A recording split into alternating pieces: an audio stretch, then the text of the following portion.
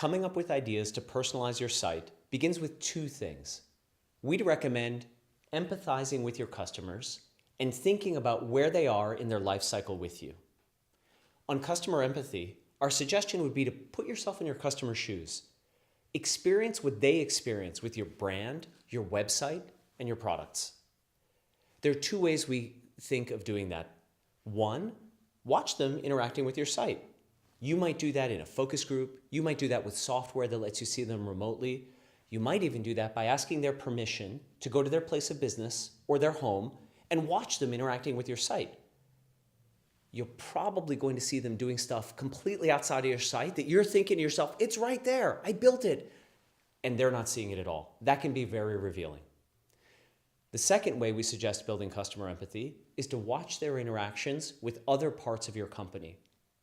Most often that's easiest with sales, if you have a sales team, or with customer care. Hearing the pains even your existing customers have with your current product can be informative to how you talk to prospects and speak to the pain they may already be feeling with other products. That's customer empathy.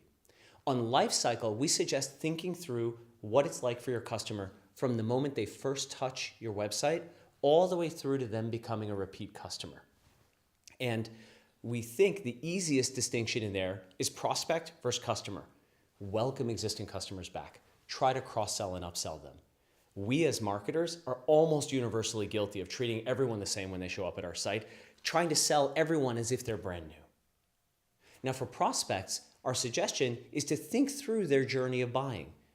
When they're first touching your site and you're working on awareness, make it really easy for them to understand what your product or service does, the brand promise you're delivering to them.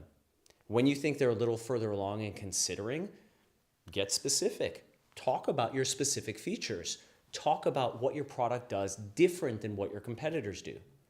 And when they get to the bottom of the funnel, when it's time to get them to purchase, talk about pricing. Put promotions in front of them. Give them a reason to pull the trigger right now. Our hope is that by empathizing with your customers and thinking through where they are in their customer life cycle, that you're able to drive more revenue today. Want more ideas on how to personalize your website? Talk with us.